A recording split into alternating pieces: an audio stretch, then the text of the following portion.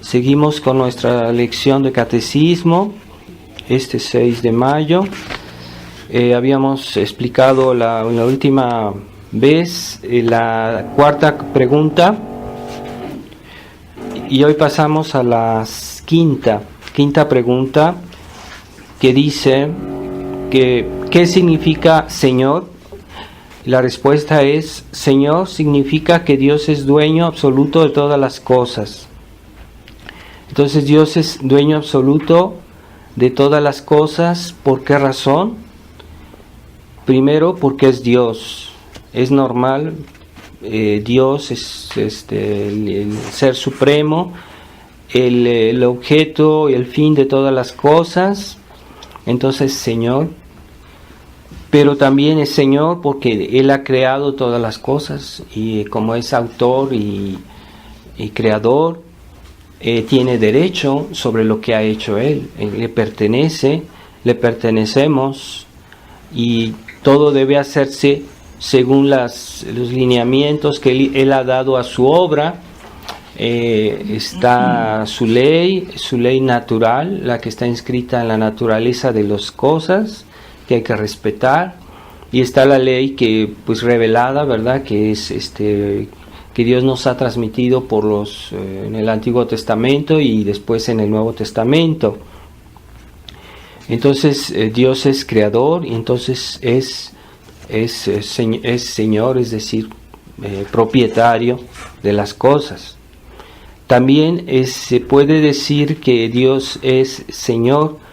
Jesucristo es Dios, y por su obra de redención, que ha redimido el hombre y el mundo, pues Él ha, como decir, comprado de nuevo, ha redimido. Es el sentido de la palabra redimir. Antes un esclavo que era esclavo, que pertenecía a un patrón, a un dueño, se podía redimir pagando una suma, un dinero. Entonces nosotros, esto se aplica también a nosotros, en el sentido que nosotros éramos esclavos del demonio por el pecado original y por los demás pecados, y hemos sido redimidos por la sangre de Jesucristo, por la pasión de Jesucristo, que hace que Él ha vuelto a comprar a precio alto, a precio elevado, toda su obra, o sea, que le había sido arrancada de sus manos por el demonio, por la obra del demonio, por la obra de pecado de Adán y Eva. Entonces Dios ha redimido el hombre y lo que estaba en dependencia del hombre, que es toda la creación, que todo el universo. Entonces Dios lo ha vuelto a comprar, y a ese título de Redentor también es Señor, ¿verdad? Es Señor del universo.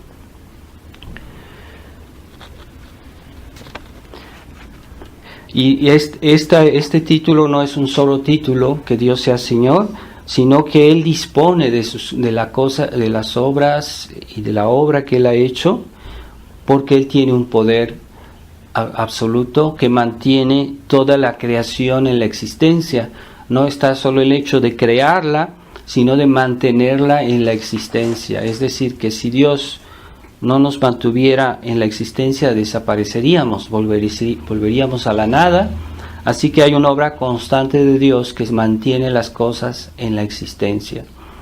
Como una persona tiene un objeto en su mano, y si lo suelta, pues se cae, pero si lo mantiene con su mano, permanece ahí. Entonces la creación permanece porque Dios la está manteniendo en la existencia. Por eso Dios está presente al mismo ser de las cosas. Dios está presente en todo lugar, no solo una presencia puramente sin hacer nada. No, es una presencia que está actuando, que está manteniendo la sustancia, la realidad de cada cosa. Dios está ahí dándole el ser. También Dios es Señor, muestra que es Señor porque rige el curso de los hechos del mundo, del universo, por su providencia. Es algo grandioso la obra de la providencia de Dios, que nada escapa a su providencia, que aun cuando aquellos que le desobedecen o que se rebelan contra Él, Dios tiene ese poder de dirigir todo ahí donde, a ese término donde Él lo quiere dirigir. Así que incluso los malos o el demonio colaboran a la obra de Dios, a la obra de su bondad, y al fin del mundo veremos de qué manera Dios, su providencia, ha dirigido todas las cosas. También Dios es Señor de nosotros por su gracia nos manifiesta su poder y nos mantiene bajo su cuidado, y nos da siempre la gracia para ser buenos, o para, si no lo somos, para hacerlo. Entonces Dios está por su gracia siempre atento a nuestras almas, a nuestra vida. Una precisión: Dios no quiere el mal, porque hay gente, sobre todo aquella gente que no cree o que tiene una fe débil, hacen ese reproche a Dios, pero no, Dios no quiere el mal, aunque lo permita. No es que lo quiera, Él no quiere obligar al hombre que hizo libre, no lo quiere obligar. Él respeta esta libertad que Él mismo le dio a los hombres, y cada quien debe libremente escoger el bien, y aunque no tenga derecho de escoger el mal, pero Dios le da la oportunidad que con su libertad Él gane el cielo, haga méritos y se santifique. Entonces, cuando vemos el mal en el mundo, nunca se nos ocurra decir algún reproche a Dios, aunque sean males grandes. El mal Dios no lo quiere, Dios no lo provoca, Dios lo permite para sacar un bien mayor, y solo Dios puede hacer eso. Como decía San Agustín, algo grandioso, que es sacar un mayor bien del mal. Entonces, aunque no entendamos cómo ni por qué, pero Dios permite que el mal exista sin aprobarlo. Que eso esté claro en nuestra mente. Sexta pregunta: ¿tiene Dios cuerpo como nosotros? Respuesta: Dios no tiene cuerpo, sino que es un espíritu purísimo. ¿Qué es un cuerpo? Es algo que cae sobre los cinco sentidos, ¿verdad? Que tiene color, que tiene gusto, que se le puede tocar, que tiene forma, que tiene algo que los sentidos perciben, porque nuestro cuerpo también es físico, es corporal. Entonces ese es el orden físico, material, algo que se puede medir, que se puede determinar físicamente. Pero las cosas materiales son inertes, no sienten, no viven, no piensan. Entonces esta realidad física es diferente de la realidad espiritual. El espíritu no tiene color, no tiene forma, no tiene gusto. Podemos decir nosotros que nuestros pensamientos tienen sabor, que tienen color, que tienen forma. Pues no, nuestros pensamientos no se pueden determinar con de esa manera físicamente, porque es espíritu, somos espíritu, creados por Dios, a imagen de Dios. Entonces, el espíritu es pensamiento, voluntad, y tiene libertad, lo cual no sucede con las cosas materiales, que están determinadas a seguir las leyes físicas, ¿verdad? Hay leyes físicas y siempre siguen su curso en las mismas circunstancias, a menos que haya otra ley física que interviene o que modifica la estabilidad de una ley física, pero siempre hay esas leyes físicas que son una realidad, y siempre sucede de la misma manera, porque la materia no tiene libertad, no tiene inteligencia. Dios la determinó Dios le dio tales propiedades, tales leyes, y así sucede siempre.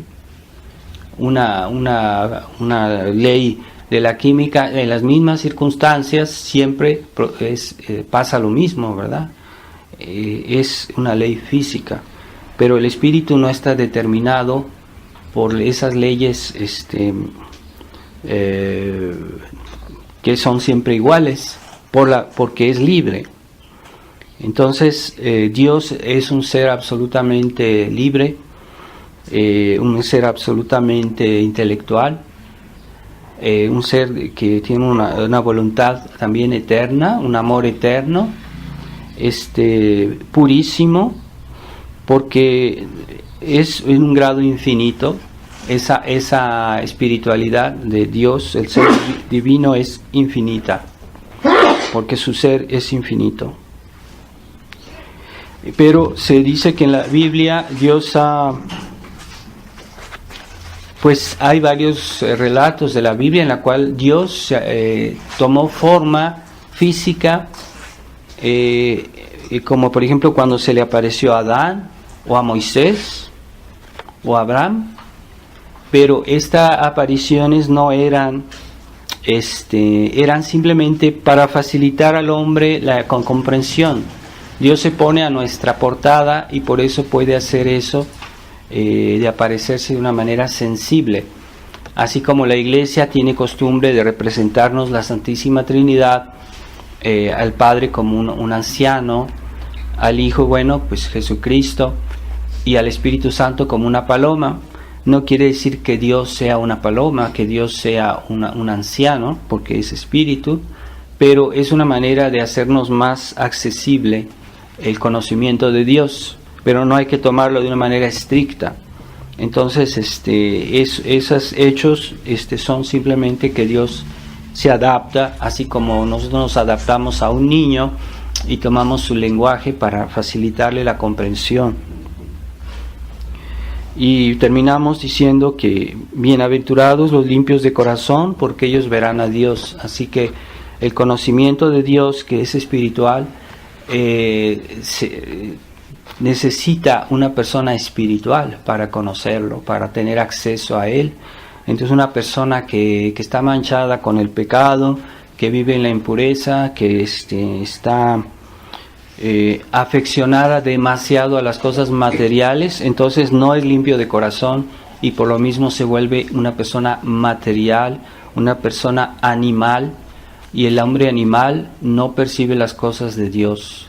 Así que si queremos tener acceso a la espiritualidad de Dios, al conocimiento de Dios que es espiritual, debemos volvernos espirituales, purificar nuestro corazón, liberarnos del pecado, que en general es un afecto desordenado a las cosas materiales y a las cosas sensibles.